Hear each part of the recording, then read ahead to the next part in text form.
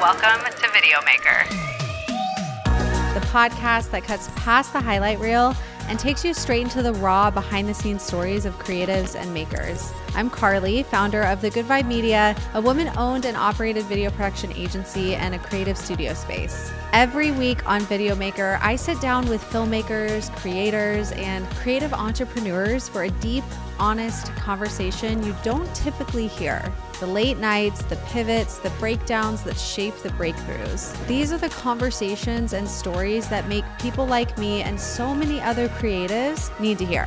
This is a space for growth, for lessons, for community, a place where we learn from each other's real, unfiltered journeys. This is Video Maker. Let's get rolling.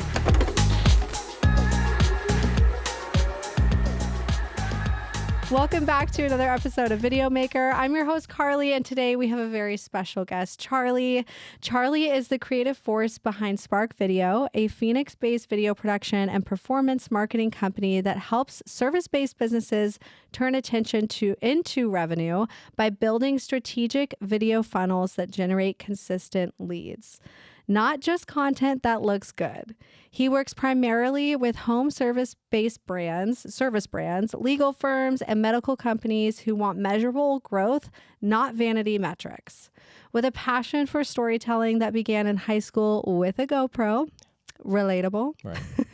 Charlie has since built a career shooting narrative-driven commercials, brand videos, and growth-focused campaigns for clients across all industries, all while crafting custom strategies that help businesses stand out in a crowded digital landscape. Today, we are diving into Charlie's journey, his creative process, and his insights on how businesses can leverage video to grow their brand. Welcome, Charlie. Hey, thanks for having me. I appreciate it. We're so happy to have you on. It's so crazy being on the other side for me. Is it weird? I don't do enough of it. How does this feel? It feels good. And I feel like I'm also kind of like thinking about the things that I usually tell people, you know? And so it is very helpful to like kind of put yourself in that hot seat because I think it helps you, you know, be a better coach on the other side. You know, the feelings that people are going through. Like even right now, wanting to like go into the mic, it's like, no, just talk. Like, bring just it talk up. Normal. Yeah, or leave it. Yeah, just believe it. Yeah. I love this. Okay, well, before we dive into this very, very amazing conversation that I know will be packed full of value, I want to start with some rapid fire questions to warm us up. Hot seat to begin with. I love it. Let's go. Seat. Let's do this. Okay, so tell us, what was the first thing that you ever made that you were super proud of? It's probably going to look like poo-poo now, but again, at the time I was free running, and that's kind of like where the whole aspect of starting video with not even like thinking about it at the time came into place. Because, you know, in the extreme sports world, you've always got a GoPro somewhere. Even though you're recording it and leaving it on a drive to sit for years, not really doing anything with it, you're like recording content. So after one meetup, and we had a buddy that at the time drones were like super new. He brought a drone out. So I was like, oh, I got to put something out. And I put this thing together that I was super proud of. Right. And at the time, again, I never had been in like an NLE or an editor of any sort. And so I put this thing, I thought it was super sick. And at the time I was super excited about it. And now looking back, I kind of like, you know, that's like, in hindsight, kind of like the things that you don't know, the little seeds that like lead to where everything is now. So absolutely. Oh my gosh, I know. We always joke about how like if only we get, well, there are so many videos that do exist on YouTube. I honestly don't even remember the first handle that I had on YouTube, but I've got to find it at some point because I remember making those first few videos and I was like, this is gold. Yeah. And it probably looks like something my 3-year-old could Which is good because that shows progress, right? You want to be able to look 100%. Back and be like, this is horrible. Yeah, for sure. Like, I could do so much better. Yeah. But I remember even to talk on the GoPros, I remember the first GoPro that came out because I was in college like shooting surf videos for my friends. And I remember feeling like the energy around, oh my God, this can go in the water and it can capture that. It was just like the most innovative, like, aha, this is the coolest thing ever. Yeah, those perspectives, right? Like underwater things that we're just not used to seeing, which is still like what makes a film great is like perspective or content, right? Yeah. But yeah, at the time, those GoPros, the GoPro Hero 3 Plus Black or something was like the first one I had. Yeah. And it was life-changing at the time because it really like sparked creativity. I was always like a person, again, like skateboarder. I was in martial arts, free running. So like I built a PVC pipe with a handlebar mount to do like selfie sticks stuff that I would just like ride my skateboard to work and stuff. And so like cool. all these different things, like love it. really unleashing creativity at such an early age. Totally. That's without awesome. an intention. Yeah. So. Yeah, for sure. Okay, what's one editing hack that you cannot live without? Editing hack. Oh man. I would say I edit in DaVinci. So having just a what's it called? Why am I drawing a blank? A power grade. Yep. So node tree built out, everything built out. And I feel like I continuously like improve on it, just update it and save it. So like as little as like in the curves, like clicking your points, like that for every single clip takes up so much time, right? So if like it's already done, you just got to drag those points because you know where you want them. And so yeah, power grades, I would say. Grades. A little hack that goes a long way, at least in Adobe, in DaVinci, at least in DaVinci where I'm now. I feel like when I was in Premiere, it was just like what do they call, just plugins. Yeah, like having the right plugins. Now DaVinci is like really good at everything's pretty built in, or they open it up. It's like third party open up through DCTLs. So I would say like a good hack is finding really good DCTLs. So okay, good. I love that. Where do you feel the most creative? That's a good question. I would say, okay, so I got super burnt out on editing. And I still enjoy it, but I wouldn't say I'm like necessarily as passionate about it as I used to be. And by that, like I worked on a daily show for almost a year and a half where I had to revise the show from the day before. It was a vertical show at the time, like IGTV was a thing. Then we had to change that and reformat it for YouTube. So I scale it up, scale all the animations. The graphic was super graphic intensive. Yeah. Then I'd go through the script for that day's show, pull out all the assets, film that show, and re-edit that show. I did that for about 500 episodes, 500 days. And so like, as much as I loved it, and that's where my editing grew really strong because of volume, right? For sure. But the thing is, it was like a templated thing, so everything kind of looked, so it didn't force me to be outside some stuffs, but not 100% like super creative outside of things that I wasn't doing. Yeah. But I got burnt out. And so, yeah, and to lead me into where I feel the most creative, I would say, is when it comes to lighting. So I love like interview. Again, I have like, after that season, I went into documentary filmmaking. And so like, I love interviews. And my background before even video was photography. Yeah. So I would do like off-camera flash, and that really carried like a lot of passion for me. So photography is like my hobby. Video is my work and my craft. And so I love like painting with light. I love crafting shadow contrast ratios, patterns, and I can geek out about like lighting forever. Yeah. But that's where I feel the most creative. Like give me a day where I'm not like pressured to like fit a timeline of like get the shot up and just keep adding fluffs of light and keep removing or negative fill. Sometimes you just need to remove light, right? Yeah. So like that's where I feel the most creative. Okay, cool. Yeah. I love it. So really in like more controlled like environments. Yeah, you controlled. Can play with the light. Essentially like, you think like give me a canvas and I can paint with light. Yes. Oh yes. I love that so much. Who is someone that you would drop everything to collaborate with, and why? This might change if I thought about it longer, in the sense that there's just so many different people. But the first person that comes to mind is Adrian Purr. Okay. Have you heard of him? So he's a creator based out of LA. Yeah. He's done a lot of music videos. That was, his thing. Very vibrant, very creative. And like, again, it comes back to what we talk about perspective, right? Photography and just imagery in general feels boring when this perspective that we have with our eyes. That's why drone is so huge, right? Because it's not a perspective you see on a day-to-day basis. That's why underwater is so huge. Yes. And so I feel like Adrian is like really, really skilled in creating unique perspectives of everyday thing, whether that's him driving, whether that's him just in front of a direct camera. So learning from him, strategy too, and like branding, because he did like a whole challenge of like 365 days of posting on Instagram where he like blew up. Wow. And he was, known in the industry before, but now he's like huge. So yeah, that's Adrian awesome. Purr. Okay, I love that. I'm gonna tap into stuff. What would you say has been the most rewarding project that you've ever worked on?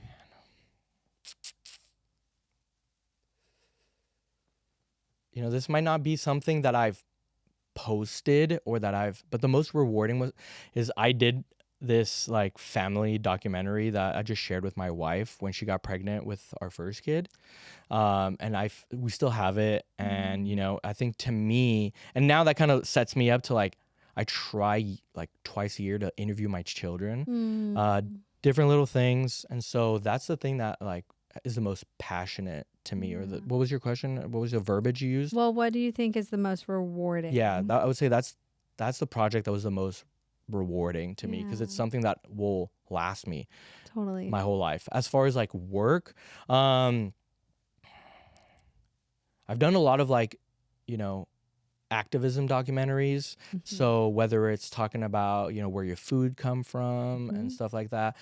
So maybe not on a specific, but being in the world of activism and taking stories or taking, issues that we go through as humans in this society, in this system, and highlighting them and talking about them, that type of work has been extremely rewarding. We could talk about like leads and funnels, which are great because the reward there is taking a business that's, maybe making like 100K and they're trying to figure out where the next client is coming from to like building a system in their business for leads to come to them is really rewarding because now you're able to help these people employ people and get more food and just like have an outlook on life that looks different because after 8 months they're now grossing like 400K and 4xing their whole business.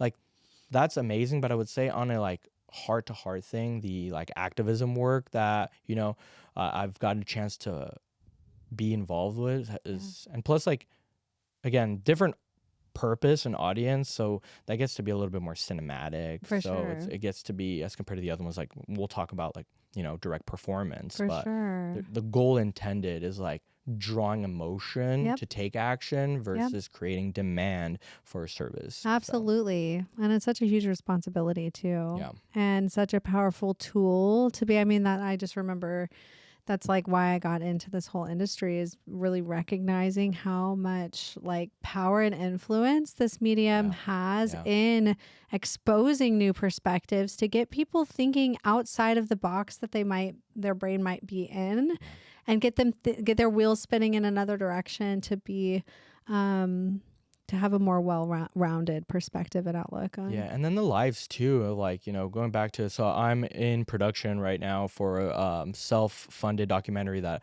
me and some people are working on. It's called Kids for Profit, and essentially we're talking about the for-profit group home system and, the trickle-down effects from government all the way down to the effect that it has on the individual kids. So like, we get to be in these people's lives and we build relationships with them and we know them for 4, 6, 10, 12 months plus. Like I've had documentaries in the past where we've had, victims or people that were involved in certain things that now they either go to our church or we're still like, and so that is so rewarding because you're able to impact lives, but also support and build fellowship with people. Absolutely. No, that's huge.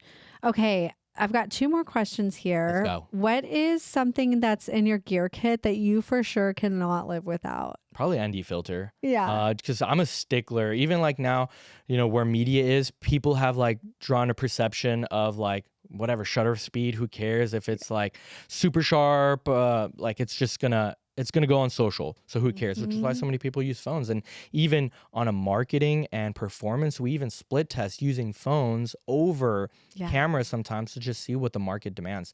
But for me, being like the stickler that I am with the technical stuff, I can't go without an ND filter. ND filter, gosh, I am not gonna rack my f-stop. Yeah, no, for sure. I cannot do that. I cringe every time I've had to do that in the past. Like, where's the ND filter? Okay, what's one thing about your creative process that people would be kind of surprised to know about? What's one thing about my creative surprise? I'm gonna think for a second. Yeah. Maybe a ritual or like something that you do in your creative. Well, this is really weird. Yeah, this is the first thing. I listen to Paramore. on the way to every single shoot. Do you really? Yeah, I don't know why. I do not know why. Like, awesome. What is it? Misery Business? Yeah. I'm not even gonna try and sing it because my voice is already messed up, but I can hear it. It's so strange. Like, and outside of that, like I enjoy Paramore, but it's not something I'll go to. Yeah. You know, and even like metalcore, like metal type of music, I occasionally listen to that. Yeah. But for some reason, there's this innate need to drive to a shoot and listen to Paramore. Yeah, I don't know that. where it That's started. Your hype up. I think, love yeah, that. I think it's a hype up, and I think I'm also kind of like, and I see that in my son, so it's funny that like I'm saying it now. I'm a very like routined person. Yeah. So if something that I do, I need to do it very similarly of a way continuously. So I think it kind of shows up in my process of amping myself up on the way to a shoot. Respect. Yeah. I love that. Okay, so you talked about, you know, how photography really led you into video. I want to hear a little bit more about the background of like when you knew, like what was that moment where you're like, oh, I'm ready to pursue video and go on this track of building your company? Pursuing video? Yeah. Oh, and you can even go back, like take it back, rewind the tapes a little bit of how you led into photography. Yeah, so I'll kind of give you some like turning points and like some like major developments or like places in my life where it like kind of led me to the next. So how old was I? I want to say I was maybe 19. My parents gifted me a Nikon D3100, and this was like after me having a few GoPros and stuff, but I never knew like imagery because a GoPro you just kind of like point and shoot, right? Especially like at the time. Yep. But being more slow to take a still on the Nikon that I got kind of like led me into, you know, growing a love for taking photos. And at first it was just like anybody, like landscape, right? Finding really nice scenery. I'm from LA originally, so not only do you have the ocean like 20 minutes away, but I lived in the San Gabriel foothills, so there was the mountains and we have waterfalls and stuff. So like landscape was so easy to capture. And that was kind of like the first shift. It broke. Yeah. And then that was kind of it. It was like, oh, you know, at the time I couldn't afford a Nikon at the time. So it kind of like stayed on the back burner. Used my, you know, when Instagram was actually like a photo platform and people were, so like I would use my cell phone, still really interested in like compositions and posting, you know, photographs of and posting photographs instead of images. Yeah. But I didn't think too much about it. Moved to Arizona. It's a different story. Wife went to university out here, so we moved out here. But a couple years after that, you know, I wanted to propose, and we were gonna go to Santorini. That was our trip. That was my plan to propose over there. I bought a drone. Yeah. Right. Drones were a big thing at that point. Now, was it the drone where the GoPro had to attach to it, or did it have the camera already? It had a camera built in. Yeah, so I didn't have to, that's a whole other thing. Yeah, you couldn't even, like you had to buy a detached GoPro to attach to your drone. That was the first drone that I had. Yeah, actually, like I had never bought it, but one of my really close buddies who got me into drones had them for like 5 years before that. And yeah, same thing. He had to like put the drone in the little cage and like screw it in, and then at that point then you had gimbal control, but it was still an external camera recording device, you know. But no, when I bought it was actually the DJI Mavic 2 Pro, so it was a little bit further down the road. At the time that was also a huge development. That drone was like a staple because it was 4K. Everything was like really nice about it. I dropped a lot of money on it. I think at the time it was like $1,600, and like going from like never buying a camera to buying a $1,600 drone was like a huge investment. But my mindset was like, all right, I'm gonna go to Santorini. It's like once in a lifetime opportunity. I'm gonna pose down on one knee on the hills of, you know, Ia, and I'm gonna have this drone doing a parallax.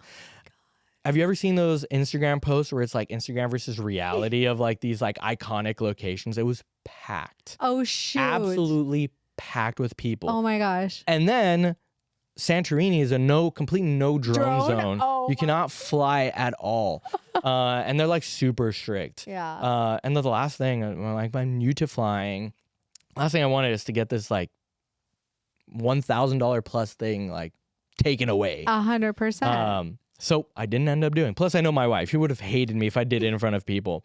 I used it like once in secrecy. I was like stressing. You're already stressing from flying a drone if you've For ever flown sure. one. And now knowing that like somebody can just like, hey, you're in a different country. You don't know the laws. You don't have Totally. anything protecting you, No. you know?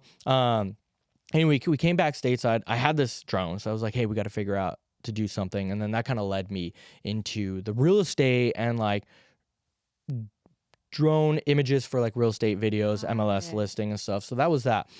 Long story short, kind of like taking some big steps into it. I think the biggest like shift for me, one was, again, I was like very photo centric and my clients were starting to demand a lot of video, right? I had one client in particular, they were a CBD company that marketed towards athletes. And so they were like huge in the CrossFit industry, but they had one influencer under, you know, their ambassadorship. Her name was Paige and she was a 2A advocate. So she was a firearms instructor, competitive shooter, all those things. And when doing, you know, content for Vigilant for them, there's just so much demand of video. At the time, I would bring on a guy that I met named Jay. He was a videographer and he would do all the video. I would do the photos. And obviously, I'm still like a small agency. At the time, not only did he teach me some stuff, but it made more sense for me to hire him than to rent a camera. He was, you know, we were both on the come up, you know, trying to do these projects and learning. And so I got to expose him to stuff. He exposed me to like video. But it was really more of a demand business perspective rather than a passion for me. And that's kind of like what my whole career in this industry has been. It's a tool that I love and that I use all the time, but my decisions have been shifted by the demand of the market, right? Because I could do documentary for the next 20 years.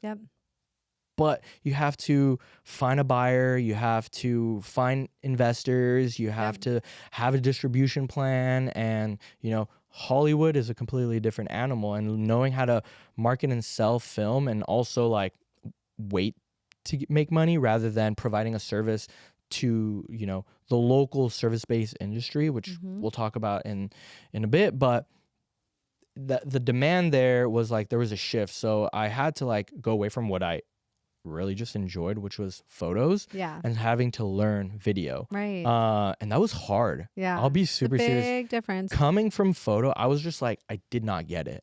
COVID hit and I was working at Starbucks at the time. And so luckily, like I was furloughed and getting paid to learn how to do video. And I'm the type of person, like I'm going to go out there and learn. So I think going back to any creative that's at any position, it's hard to say like go out and do some free work because we don't want the whole market and industry to be lowered by people, but it's like go out there and film. Like how are you going to learn is by volume. Like pick up a friend, pick up somebody, and find go something shoot that you're and film. passionate about, like whether it is sports, you know, or parkour, right? That's what you said. Or it's, you know, surfing, or it's your kids. Like I developed such a strong skill set after my daughter was born because all I wanted to do was make little mini movies of her when she was a baby. You know what I mean? So like whatever it is that you're passionate about, like that's how you that's how you like learn and build, and you know you're inspired by transitions and color and things that you see, and like you just kind of figure it out. So I love that. And I, you know, all the technical stuff I grew to love just because I'm a technical person by nature. But I had to learn to love video in the beginning because I was so stuck on like stills.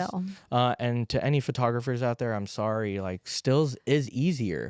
You know, now you can grow a huge technical business out of stills, but you don't have audio tied in because there's a whole different thing with learning how to, you know, record audio and placement of lavaliers. Then there's, you know, a video is a series of still images compiled in a certain amount of time ratio, and it's like knowing how light affects your movement, the camera. You don't have the benefits of, you know, photoshopping a video. So there's just so much more like risk to reward ratio. Technical. So what were your biggest resources as you were developing this skill set with video? Like where did you go? How did you learn? How did you figure it all out? on the video thing, I did an online course. Yeah. But I would attribute it, one, that online course was like a big aha moment because I knew how to use the tool, right? But I didn't know how to make it useful for what I needed to do was with video, right? And so it's like kind of like a hammer analogy I always use. Like, you can be a plumber and you're using a hammer, but then if you go to fix like, you know, a car, you're still using the same tool. How are you using that tool differently? Yes. I love that. For video, I bought a course and that really helped. On top of, like, again, I don't have an addictive personality, but again, being that technical person, I was on YouTube 24/7 learning, you know, the exposure triangle, and I knew it on a photo perspective, but it's like, how does this affect my image in video? And so, like, learning what increasing my shutter speed, lowering my shutter speed, increasing my, I didn't understand. And again, kind of like the vice versa, knowing that makes you a better photographer. Totally. Knowing, like, if you have a top down view and like increasing your f-stop brings more in focus, but if you have a top down view, it's literally like increasing, like, in a size perspective of how much, and then you're obviously pulling focus and shifting that line. But different things like that, when I was a photographer, I didn't think too much because I just thought of the image I was taking.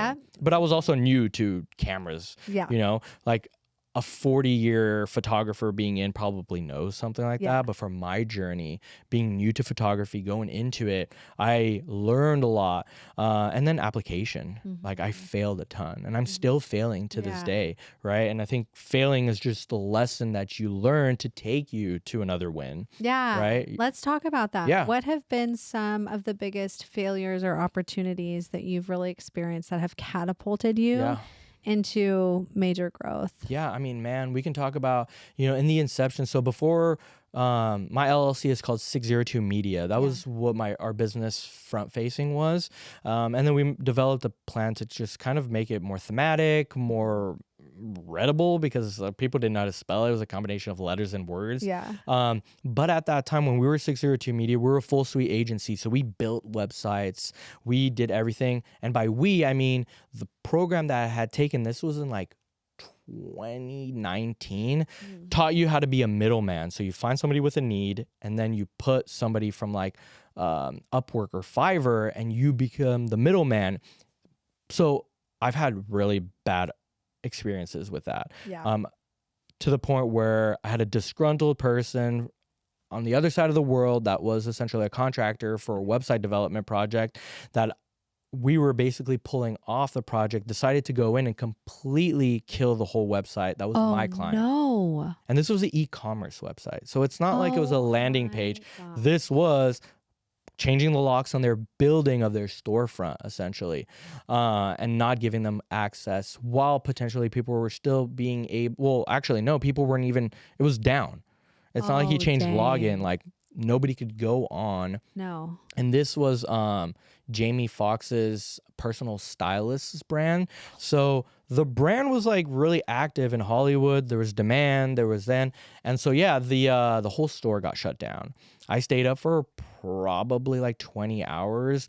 I had some knowledge, you know, but I just, between Reddit, GitHub, YouTube, going down and figuring out the database SQLs and trying to find, there's got to be a database backup somewhere where I can bring the site back up and then change all. But so that was a huge point of, you know, failure. And then kind of like developing into a video agency, there's been so many opportunities. One being which made me take the shift into becoming a performance-based agency was understanding, and we've lost so many clients as at a point of being like, you know, working with them for maybe 6 months, maybe 2 years, something falls apart. And then the conversation is like, we spent X amount. How much has this brought us? And we can't tell them because we don't know. They want to see the ROI. And I to totally justify get it. Continuing. You know? And so that was the most recent pivotal moment about 2 years ago, where we were like, hey, we need to make a huge shift in this business and figuring out, one, how do we, because if our market is service businesses, correct, right? How do we bring them clients? Because I think there was like a big muddying in the water, still to some extent now, but let's say like 4 years ago, like the industry when it comes to creatives and the industry when it comes to like local business, we're calling followers leads. Yeah. Like, hey, if you want more leads for your business, Right. like hire this videography and we'll make you some sick content. Yeah. And we'll increase your following and yeah. you'll increase your leads. It's like, Mhm. those are potential leads. Yeah. But a lead is somebody that's actively engaging Correct. and following a specific service. Correct. Right? Not that they now know your business. Correct. That's not a lead. That's just an aware potential lead. Yeah, totally. And so, you know, we put our heads down. We met up with a lot of people in the industry that were doing things at a higher level that we wanted to be in. And we put ourselves in the rooms that we needed to be in to learn what the difference was and the difference is between performance marketing and brand marketing. Totally. And that really starts with... Can you expand on that too? Like, I would love for people to get a good understanding of the two, the difference between the two. And they're so important. Yeah, for any they business. go hand in hand for sure. They're in hand. They help each other. I think Alex Hormozy actually just dropped at recording today a video of him talking to a business owner about she needs to brand her business because of the nature of her customer journey. So really like figuring out which route to focus on in the beginning stages depends on the journey of your customer. Yes. So let's talk about what the two differences are, right? Yeah. We've got performance, we've got branding. Performance is taking an action to get a direct result. It's ROI focused, right? Can it be like, so you can have a performance indicator, meaning a KPI, be a follower. That's where the two worlds kind of blend into it, right? But usually when you're talking about a performance marketing strategy, you're talking about a direct result, right? And that being usually a lead, a conversion, a sale, whatever that is. Branding is that long-term thing, right? I think, what is it? Cameron Bodden, local guy here, sold his green mango company for lots of numbers. And he wouldn't have been able to sell it. You know, I don't know how long they were in business. Let's say 15 years. Right. But he wouldn't have been able to sell it at the price that he did at the time, even if they did the same work, quality of work, offered the same service, if he hadn't started branding 15 years ago. Totally. Right? So branding is like, what are you associating your values, your mission, your ideal client for? Those are all great. Those are all things we need to talk about to get like-minded people to want to pursue. That's what separates us from a different business that's in our industry, right? Is the mission and value. Absolutely. That's branding. Yep. Performance is, I do this, you need that. It's, you know, you can't be a new business and focus on branding and expect conversion, right? You need money to come in to have an ROI so that you can then reinvest in more performance and then a percentage of branding to continue long term. Correct. Did you have any question on the clarification? No, between the two? That was like beautifully painted. Perfect. Yeah. So, and they're so important because again, when you have a clear focus on your brand, as you developed your performance strategy, you're able to bring more people into from your branding core values, people that, you know, associate with what makes your business different and bring them and then retarget them into a performance marketing strategy. So as a video agency, we were doing all without knowing branding. Totally. We were making cool videos. That's what everyone was doing 4 or 5 years ago. Yeah, we were making beautiful videos. For sure. We were making educational videos and we were trying to pair people with the brand based on the values, based on the education, the information. We were just not helping the businesses close deals or sales or business. Maybe you were. You just didn't have the metrics to like show them black and white. Totally. Yeah. And that's because, branding, a byproduct of branding is you're going to close deals. You know? For sure. But if it's not the measured outcome, because it's not the strategy's focus, a lot of things are going to happen as a side effect of things, right? Even on the performance side, a side effect of performance is branding. If you're pushing a targeted ad with a specific offer to a local like 5-mile radius, the people that don't become the client saw your brand and thus creating branding effort. Totally. Right? But the direct conversion that we're aiming for is a specific thing that we're trying to do. And so that's performance, right? How has your creativity shift, if any, shifted, kind of reworking more into the Yeah. strategy type? Yeah, no, that's great. It's been really hard because performance is not based on emotion, Okay. right? And being a creative, Yeah. everything I want to do is rooted in some type of emotion or some type of me thinking, hey, this is going to make this look better, right? More lights, nicer camera, have a Ursa Mini 12K, more, what's it called? Resolution, Yes. right?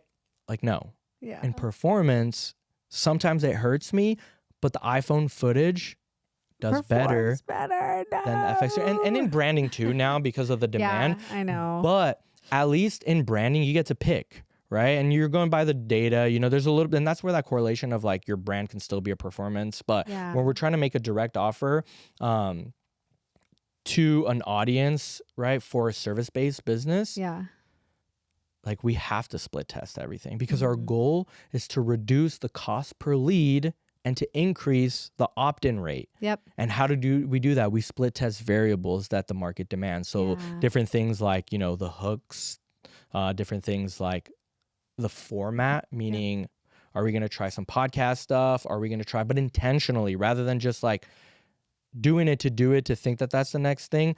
We look at the numbers, like really scrutinize the numbers and then make make non-emotional, make analytical decisions for the content. Yeah. Do you feel like people are kind of getting tapped out with the Talking Head podcast stuff? Or like what trends are you seeing? This is early to 2026 right now we're talking. Yeah. Like what are you seeing right now and where are you kind of like steering your clients to be like, okay, this is what's trending. This is like really where the next wave of content's going to go. So I think it even goes a step before that. Okay. I think trends work great, but you have to know what they do and what they're meant for. Okay. Right? So I think as a business, like really knowing your customer journey is like the biggest thing. Yeah. That should dictate any decision that you make for marketing. Yeah. If you know your client's customer journey. How do you identify that customer journey? Well, How one, do you your literally clients? physically map it out. Okay. Every touch point, right? So we used to be heavily embedded in the legal industry. Yeah. Right? Legal industry, and the reason why, one, we didn't know, and one, we knew. We knew that because we had 2 clients in there that they were going to refer us and they're a really tight-knit community. So we knew that we were getting more attorneys by doing good work in the legal space. Yeah. What we didn't know was the customer journey. Why do they need this and what brings them that? So it was only till later that we figured out that why do attorneys have so much billboards? Why? Because all of their customer journey depends on branding, not performance. Yeah. Especially personal injury attorney. It's a little different for like estate planning, right? Because an estate planning attorney can make an offer, right?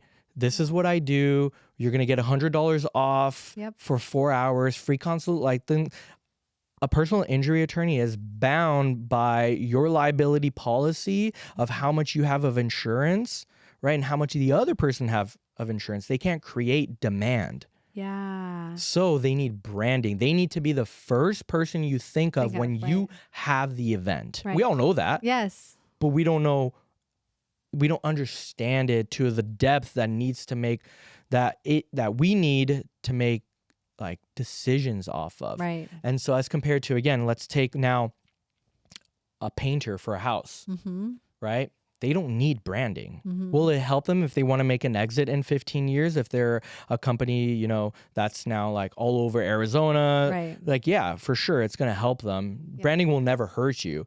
But in the beginning, if you're a roof painter that's making $60K or making $200K and you're trying to hit $1 million, like you need performance, right? Sure. You need to create a really good offer, right? What is an offer? It's, I love Alex Hormozy's value equation offer. He has 4 things. So you have desired outcome, right? What do they want, right? That needs to be there, and you need to increase the desired outcome. You have perceived likelihood of achievement, which is like, how is your client going to really believe that you can get them that desired outcome? Is it reviews? Is it testimonials? And you need to increase that. And then 2 things you need to lower are time delay Okay. and effort and sacrifice, Yeah. right? So time delay being how fast can you get this done? Is it more valuable if this takes 40 days or 1 day? Well, 1 day is going to be more valuable, right? Removing or decreasing time delay. And then the last thing is effort and sacrifice. So how much involvement do they need to get the desired outcome, right? So this is a perfect analogy. Yeah. Is it easier to take a diet pill or is it easier to go to the gym? Mm-hmm. So that's why diet pills are still there. They have an incredible offer. Right. The desired outcome is huge. Mm-hmm. The perceived likelihood of achievement is bought by the physicians that are like, yeah, clinically tested this, that. The time delay is like, this only takes 30 days. You take one a day. And the effort and sacrifice is this.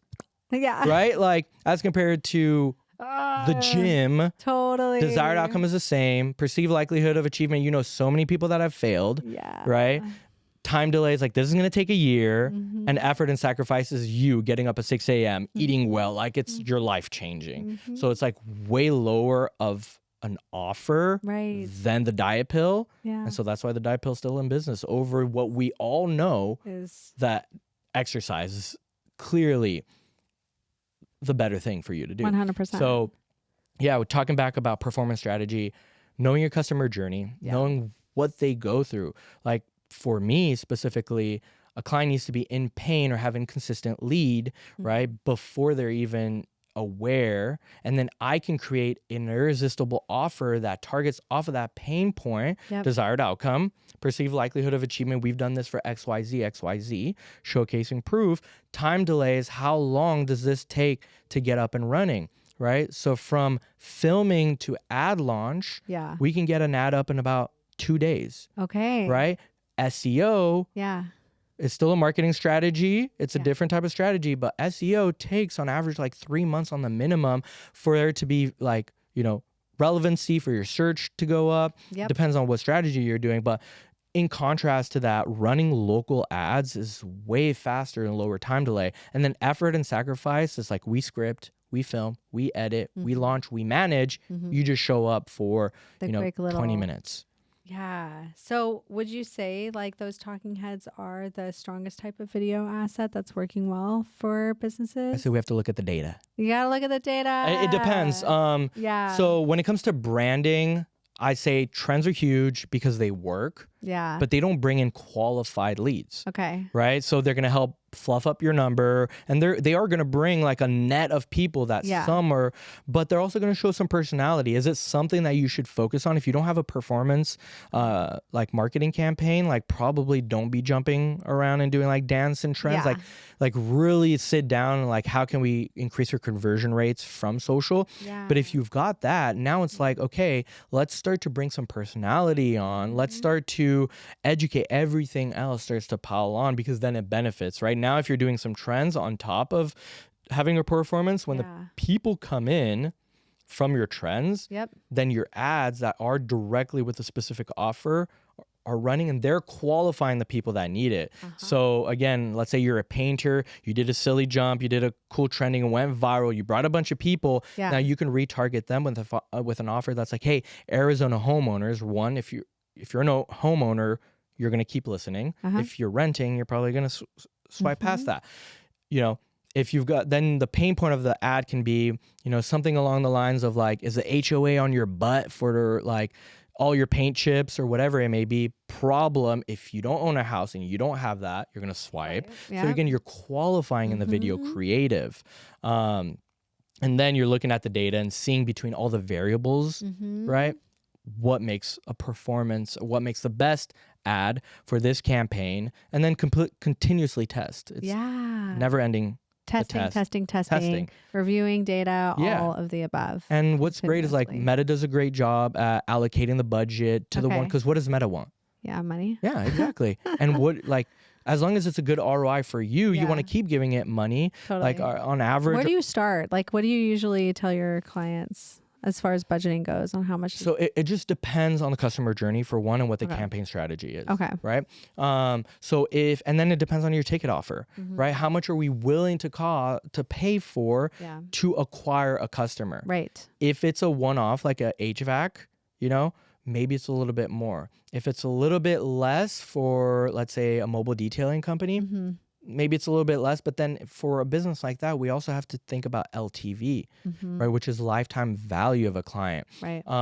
For a mobile detailing, their customer journey needs to be focused on how can they increase LTV, because that's where they're going to make more revenue. Right. Maybe they discount the first one and then they get buy-in, show the great service, and people are like, oh, great. Like come in once a month, right? They've increased their LTV. HVAC, you can't increase LTV. I mean, you can, but it's even then at the most, it's going to be based off service after the initial replacement, rather than you're not going to replace 6 units. And if you are, they probably gave you a really bad unit. Yeah, exactly. You would not be calling them back. And so that's where like knowing, your customer journey all the way from unaware to being a client, and then knowing how you can, there's only 2 ways you can make more money from a client. And we're not saying that to like take their money. You got to be delivering a good service, adding value, right? So that's increasing the LTV or increasing the price, right? So either you keep them on for longer, right, or you start charging more. And so it just depends on what service you're providing, right? And then also what makes sense. Like if you go to a restaurant, really focus on LTV, because they can't raise their price a significant, crazy amount month after month. You're not going to go to McDonald's to get a $65 burger, right? So how do they get you to come back, come back, time and time again? So they're focused on LTV. Yeah, I love that. So valuable. Okay, this kind of leads into, I really want to talk about the academy that you have, that you're building. Yeah. Can you tell us a little bit about this academy that you're building for business owners and videographers? Yeah. So obviously, we have a do for you offer currently, right? Effort and sacrifice, we try to keep it really low currently. You show up, we script it, we film it, we do everything. But with that, right, with increasing the value of the offer, the price is a higher ticket offer. And so there's a lot of people that come to us, and for some reason in Arizona, poop scooping is huge right now. Yeah, which is so funny. And I guess like people don't want to scoop up their poop by themselves. No. And people have like multiple dogs. I mean, if we think about it too, like, the big properties out on the outskirts, they probably have like 12 dogs and stuff. And for sure. So they need people to come and pick up that poop. Pick up the poop. It's a thriving industry right now, but their ticket price is really low. They can't sell like, okay, yeah, we'll come to your house for $4,000 a month. No, it's like $90 a month. Yeah. So for a client like that to spend a high ticket price to work with us, sometimes it doesn't really make sense. Right. And it's not that we can't get them the result. It's that they need a lot of volume, right? As compared to an HVAC client. If they've got, their ticket offer is like 10 grand. If we can help them bring volume, especially in the beginning, it's a big change on the business. It's a completely new marketing channel, and their sales process have to change. Totally. Right? So their sales process has to change according to, this is outbound for the most part. We're trying to automate things with AI and bring on new things that are available now. So with clients that have lower ticket offers that we know that this can help. It's just they need to do it for themselves, or we want to just feed the information, have the information available. We don't take on videographers, but this can help videographers. Right? Because it works for us. And so it's like, how do we create a space, right? Not only to nurture the leads, because let's say somebody comes in at a lower ticket offer, it's $197 a month. It's a course, all do it yourself. They get to learn it.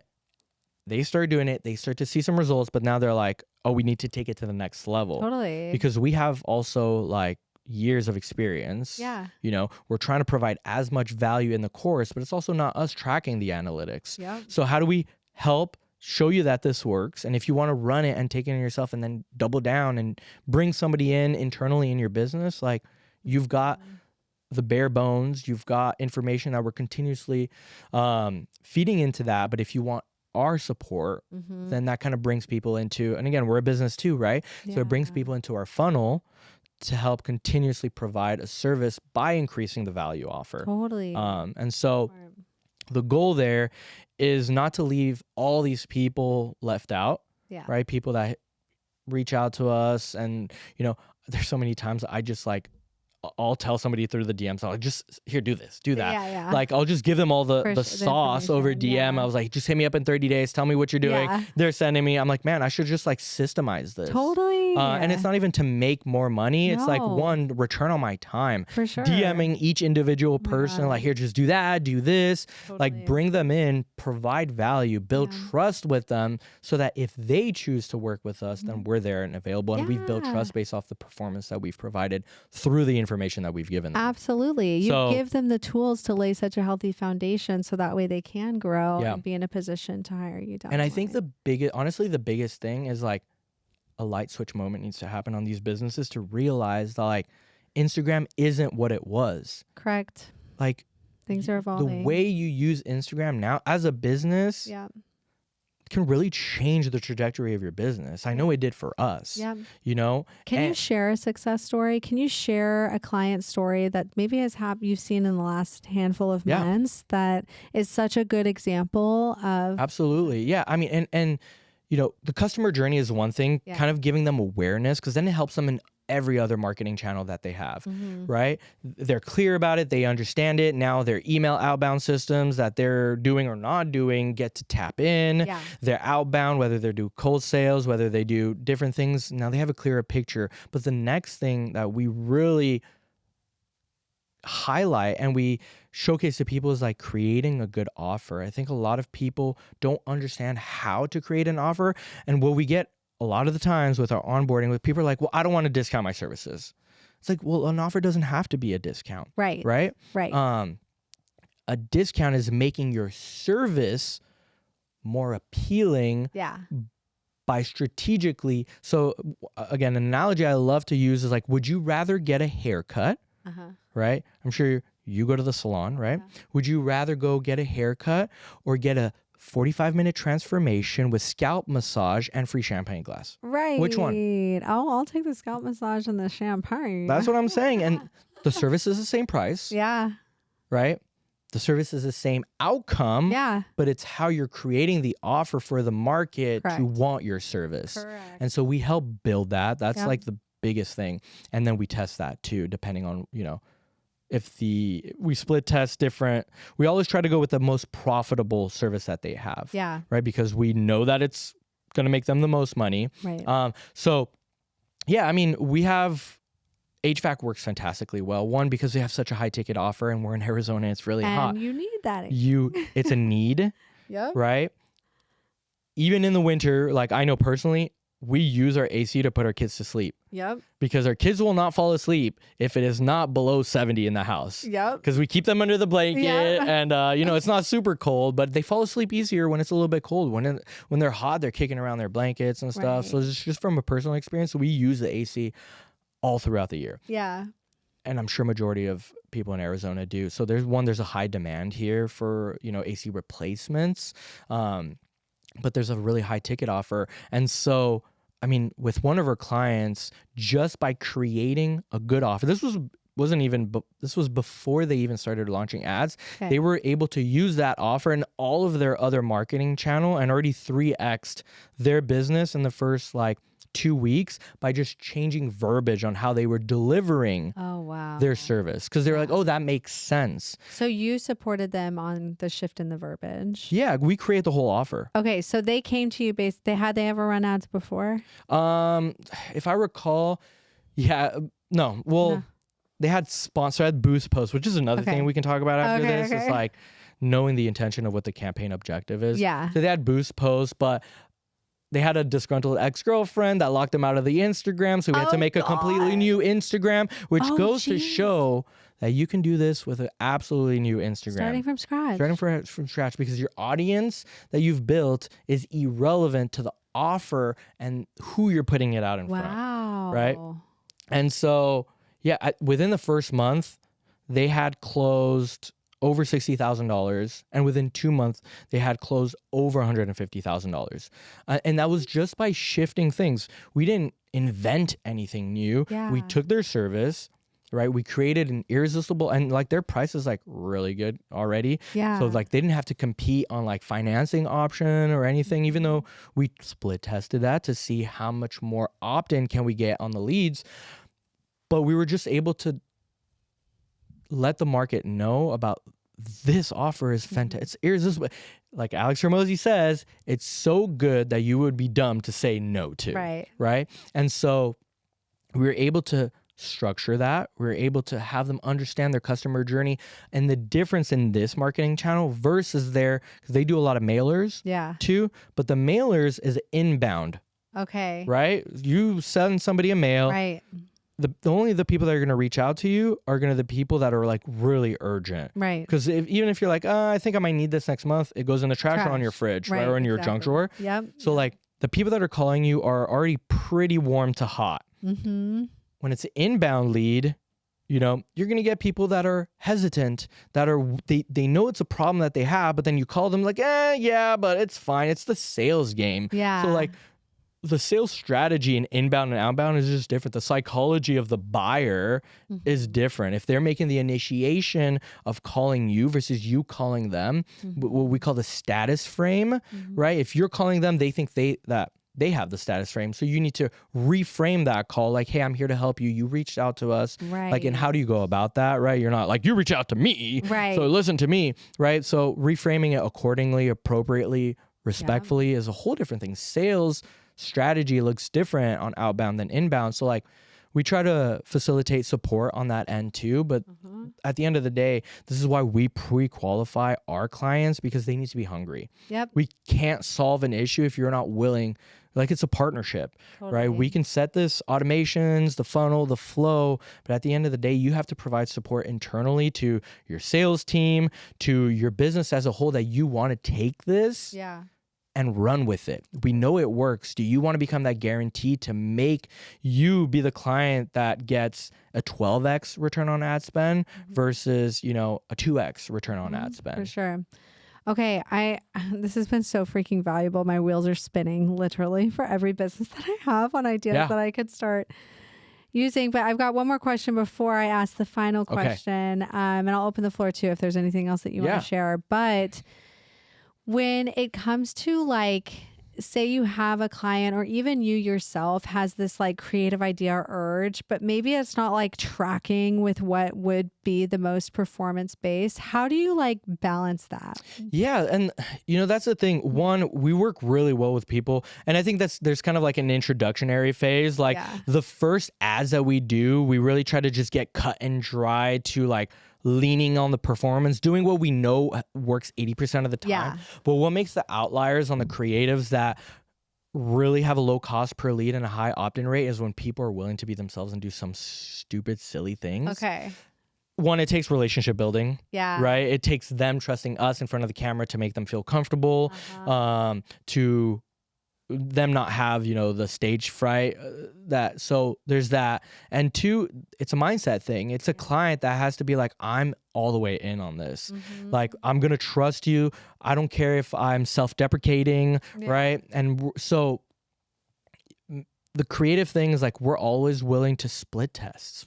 Like, and we have to, I go by the 80-20 rule and everything. We're going to focus 80% of what the last creative said because we know that it's working. Right. And then 20% of the time, let's try something new. It doesn't have to completely like associate with your business. If you're, you know, you're not a pool builder, but an HVAC guy that's going to jump in a pool, cool, let's try it. Yeah. You want to be in a Speedo in a kiddie pool? Like, let's try it. Let's see what works. We won't. Do you always split test? Like, how often are you split testing? Every single shoot we're split testing. Really? Yeah, which is 80-20 rule that we try to live by. 80% of the stuff we're going to go based on the performance of the last creative. Cool. Right? And that's like also boundary setting with the clients. A lot of clients are like, we filmed that already. It's like, yeah, we know it works. Right. Like, let's not get emotional about this. Yeah. Let's do, like, if you look at Gary Vee's content, he's saying the same thing over and over and over and over again, right? They found who they're talking to and how they're talking to them. And until you saturate, there's a number on meta ads, it's called frequency. Okay. Right? There's a number you want to look at for so your ad doesn't get ad fatigue. Yep. Right?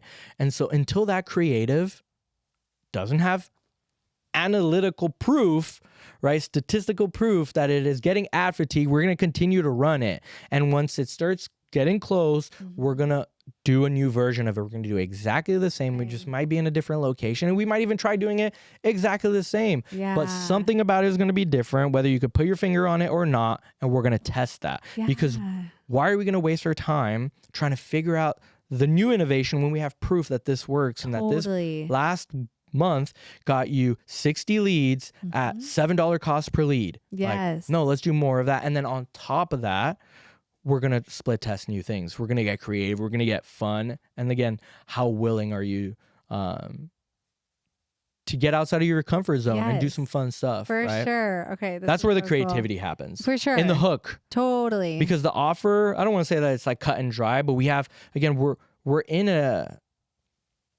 tension, what's the word I'm looking for? We're in an economy, right, where people are very frugal with how they spend their attention. And you might think like, no, I'm on my phone, or I know everybody's on their phone. Yes, but frugal, I'm meaning how quickly they're swiping to find the name. We have an What they overabundance want. Yeah. of content, right?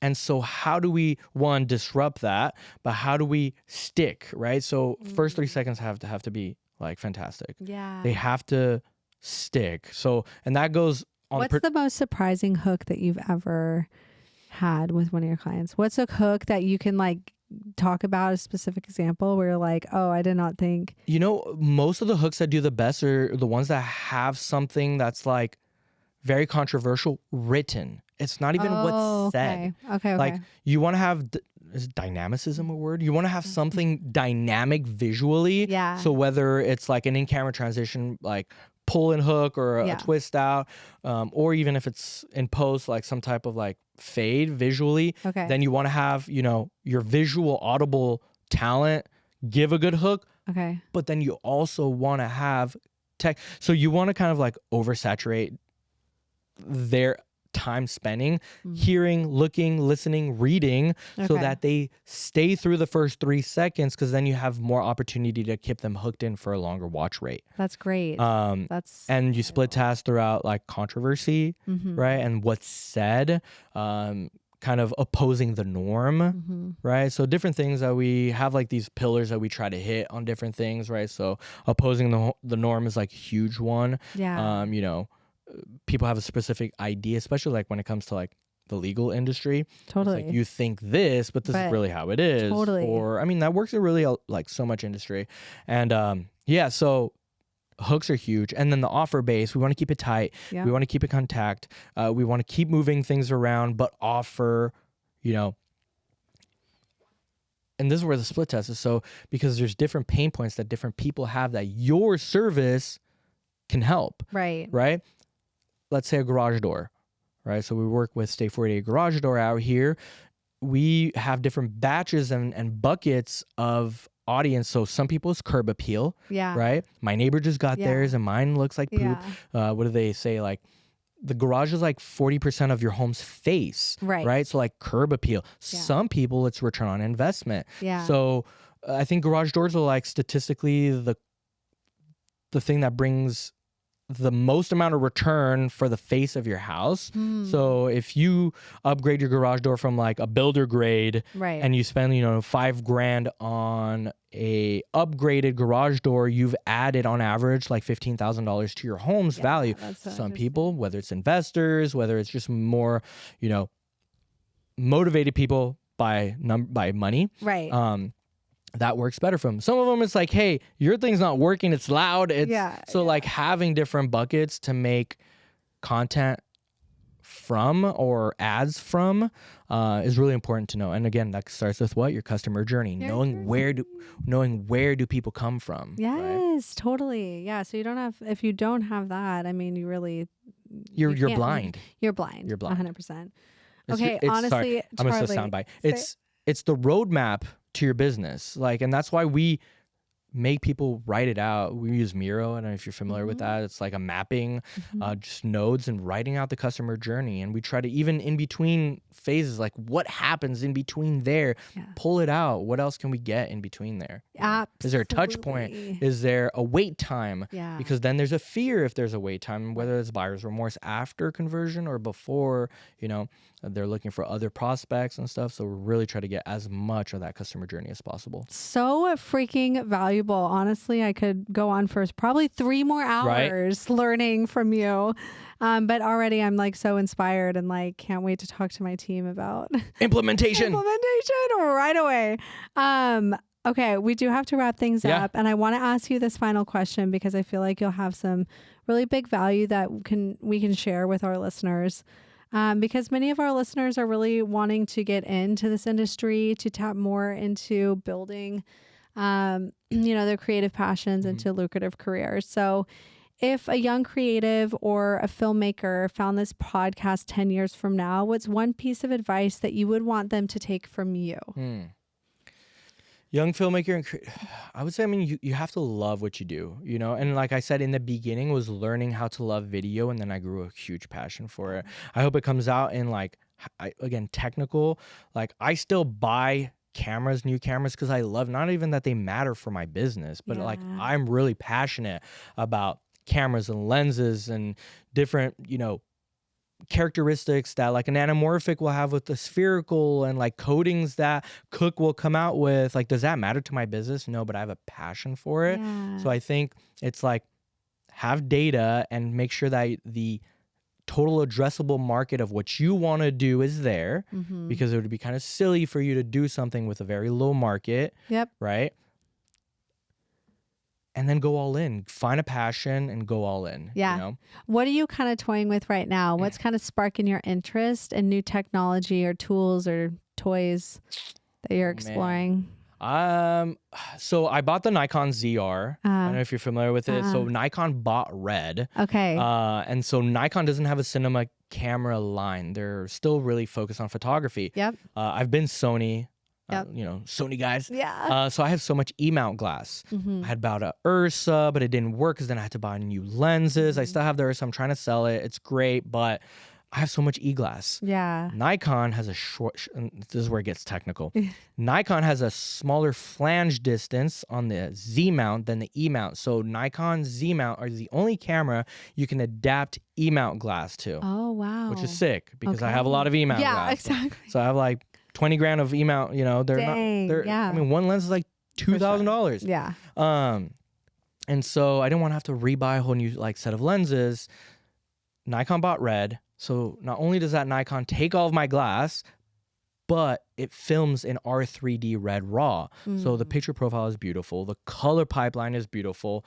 And so now, I'm like eyeballing some Red cameras because I'm like, okay, I need the big brother to this and stuff, but also like I have to make smart business decision. Like I enjoy it, but then again, let's stick to the analytics and let's see what does the business need so that we can continue.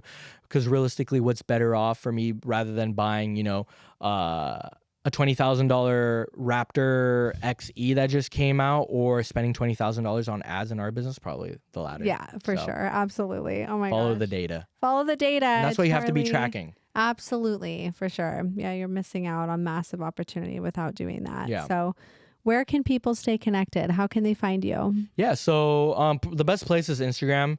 Charlie P Visuals is my personal. Going back to branding, I think it's always better to initially brand from your own.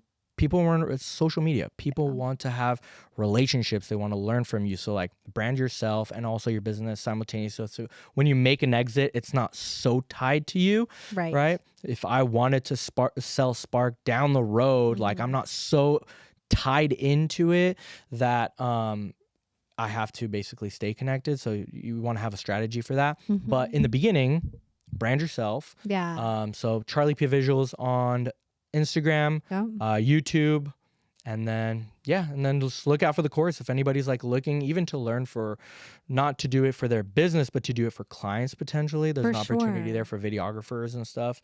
So hopefully within the next, 3 months, we'll have that go live. We'll keep a lookout for that. Awesome. Charlie, thank you so much. Thank you. It was a pleasure. I appreciate you having me. So grateful.